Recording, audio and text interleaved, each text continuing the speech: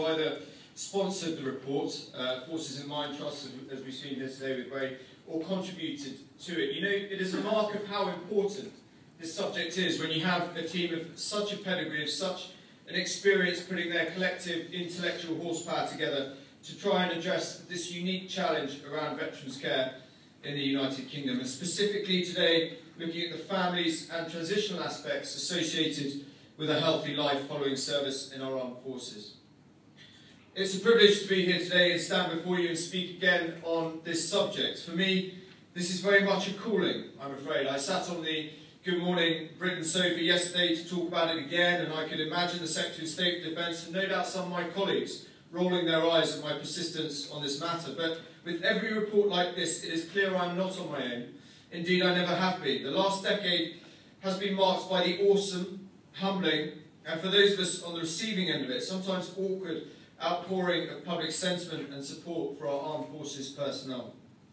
And rightly too, the last 15 years have seen the armed forces participate in some of the most challenging, high-intensity warfighting operations our military has undertaken, the sort not seen since the end of the Korean War.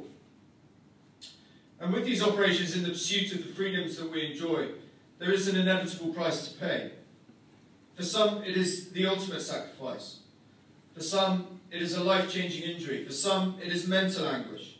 Some survive the battlefields to return home and find that particular fight of readjusting to home life the hardest fight of all. But whatever the cost, the nation has a duty to these people and their families, and I'm resolute in this belief. Talk is cheap, sentiment is fragile, but veterans' care must be neither. So we must apply ourselves correctly to this problem, and if we are to do so, we must listen to papers like these. These individuals do not want our sympathy. We join the services for a service life. We were proud to serve this nation in the great traditions of those who went before us. The vast majority of us were very fortunate to get away unscathed, but some, and they are a very few, for we must always accept the true face of this conflict, that the vast majority of veterans make a successful and healthy transition back to civilian life, but for some, they find the road more difficult than others. Today's report highlights some key factors that are more prevalent in those who make this transition successfully. Family is perhaps the greatest factor in successful transition and reintegration after conflict or service.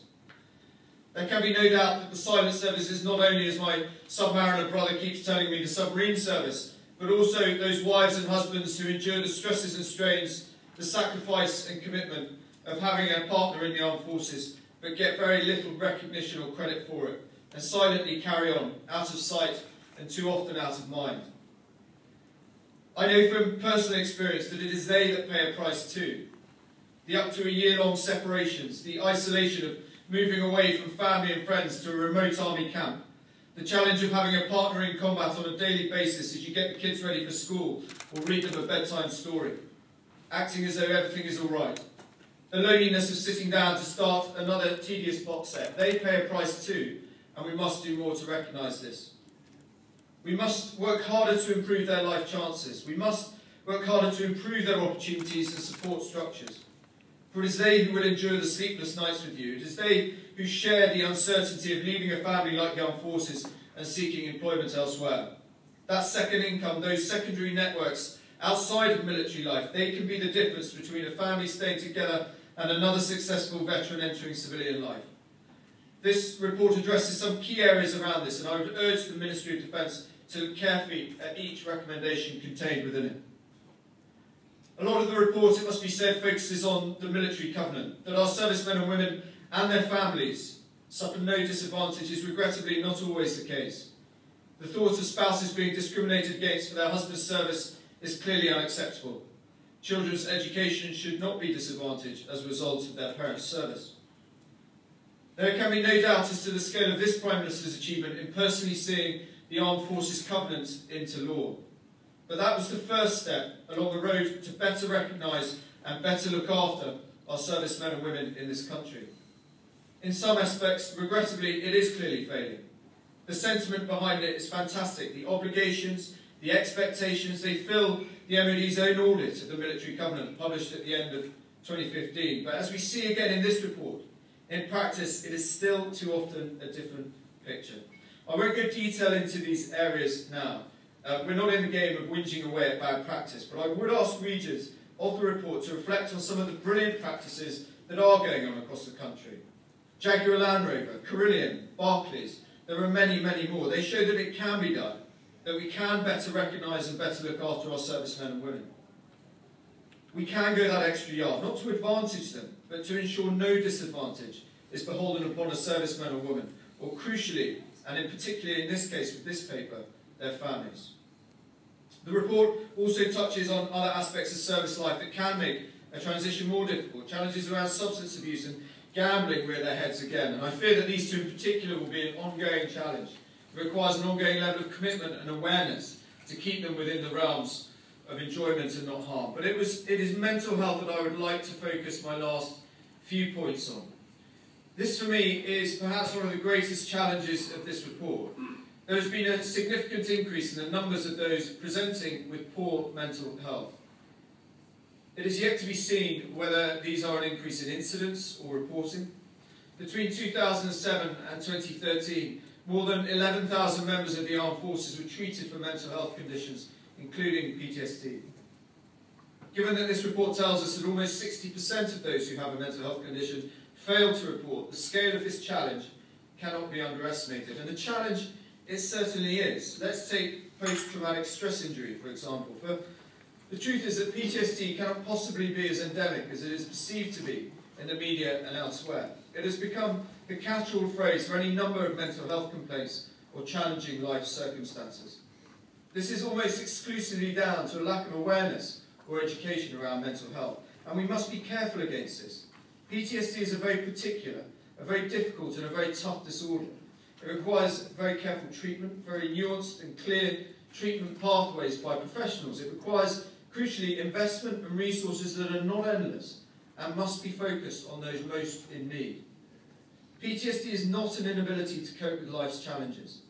PTSD is not an automatic disorder you leave the armed forces with. I cannot help but feel that if we were to educate better, if we were to understand the challenges associated with family and transitional changes, we would in turn address the wealth of misinformation around PTSD before it gets completely out of control.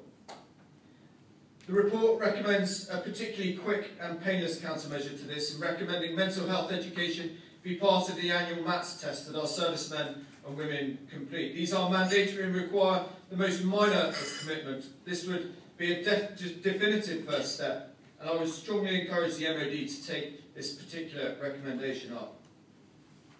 And finally, I think there is a wider point here around our attitude towards looking after our people who serve. Looking after our people now is as important as it has ever been. It is not as alluring, it is not as potentially compelling as many of the preparations for war. But it is as important as any preparation. For if we consider what compels a soldier to fight, the moral component without which failure is almost always inevitable, family and the home front are actually the chief protagonists. Get that right, and success, particularly mission success, surely this government's binding aim, will be far more likely than an exclusive focus on the physical component of fighting power. For too long, looking after our people in our armed forces communities has been too far down the priority list. I cannot think of another profession that relies so heavily on the third sector to complete their duties towards their employees and their families. Often what motivates us most is our domestic environment. This paper, I hope, will be another block in the wall in my efforts to ensure that our servicemen and women and their families' voices are heard. We must guard against unfair criticism of the MOD, as has been alluded to. We have come a long way since the start of the Iraq War in 2003, that saw a nation wake up to the price paid by those who serve. The military has always been keen to look after its people, but often these intentions are dwarfed with the demands of overcommitting by governments. I hope this paper gives them an opportunity to focus on some of these key issues. I hope that more and more within that department will come to understand that looking after our people both before and after conflict is a part of battle rhythm. It produces that moral component. It is part of operational effectiveness. It is as important as any other. If we do not start to take these challenges seriously today, a lack of action now will ultimately cost the nation more in the future, both in terms of the life chances we offer to our veterans and their families, and the finance required to maintain a fundamentally unsustainable system as it currently stands. And I would finish now with what I always say at these things, a profound thank you to our service charities and groups involved in fighting for a better life for our service personnel, of which the CSJ has proved itself to be yet again a part. And Ray is right, I don't always agree that everything is going or has gone right over the years. However, the truth is, I cannot speak highly enough of these groups for what they have done. They have stepped up and delivered that duty of care that every commander at any level in the UK military feels towards the men and women they command. It is one of life's deepest privileges to command men in war. For those of us who fought and bled with them, that these service charities carried on that duty on our behalf when they came home, we will remain forever in their debt. I hope their commitment past will be matched by the government's commitment going forward to understand these wider issues and place veterans' care on a sustainable footing to face the significant challenges we face in the year ahead.